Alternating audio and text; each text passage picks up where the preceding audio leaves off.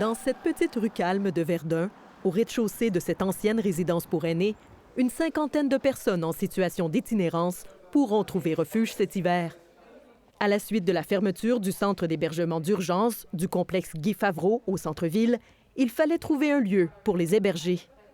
Ce bâtiment vacant, voué à abriter des logements sociaux, était l'endroit tout indiqué. On trouvait ça difficile, on trouvait ça même immoral d'avoir un site presque prêt, chauffé et prêt à accueillir des personnes qui, en ce moment, sont dans la rue.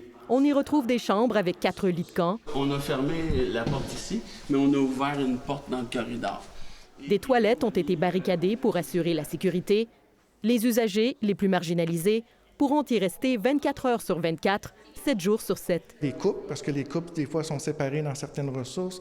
On a aussi, par exemple, des gens avec des animaux qu'on va pouvoir accepter. Puis on accepte aussi, nous, on est considéré au seuil de consommation, donc les gens qui sont en état de consommation. Ce refuge sera le bienvenu dans le secteur. Verdun n'échappe pas à l'itinérance.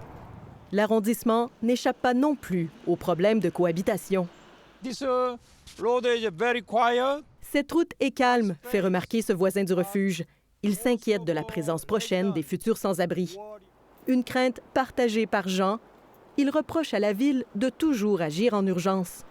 Parce que là, encore là, dans 6 mois, ils vont prendre toutes ces personnes-là, puis ils vont les amener où, ça, on ne sait pas. D'autres citoyens s'organisent. Ils craignent que l'hébergement temporaire se pérennise. Pour apaiser les craintes, un comité de bon voisinage a été mis en place pour que tous puissent trouver leur place.